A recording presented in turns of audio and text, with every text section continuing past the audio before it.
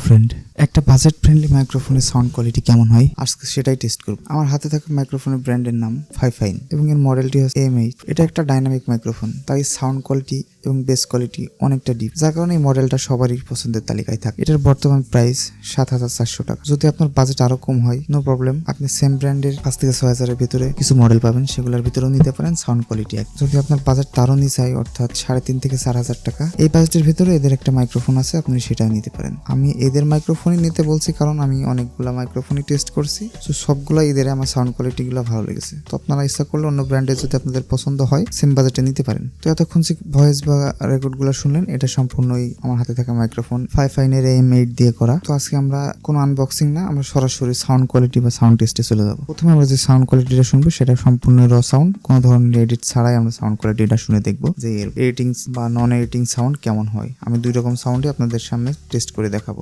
এখন বর্তমানে যে সাউন্ডটা শোনা আছে, এটা আমার হাতে থাকা মাইক্রোফোন ফাইফাইনের AM8। এটা সম্পূর্ণই র সাউন্ড, কোনো ধরনের কোনো এডিটিং বা কোনো ইফেক্ট অ্যাড করা হয়নি। এখন আপনার বর্তমানে যে সাউন্ডটা শুনতে পাচ্ছেন, এটা আমার হাতে থাকা মাইক্রোফোন AM8 এবং এটা এডিটিং সাউন্ড। এখানে কিছু ইফেক্ট বা কম্প্রেসার অ্যাড করা হয়েছে, যার কারণে সাউন্ডটা কিছু আগের চেয়ে ডিফারেন্ট পাবেন। তো এই হলো এডিটিং সাউন্ড। এই দুইটা র সাউন্ড বা এডিটিং সাউন্ডের ভিতরে পার্থক্য শুনলে আপনারা বুঝতে পারবেন যে আপনাদের এই বাজেটে এই মাইক্রোফোনটি কেনা উচিত কিনা।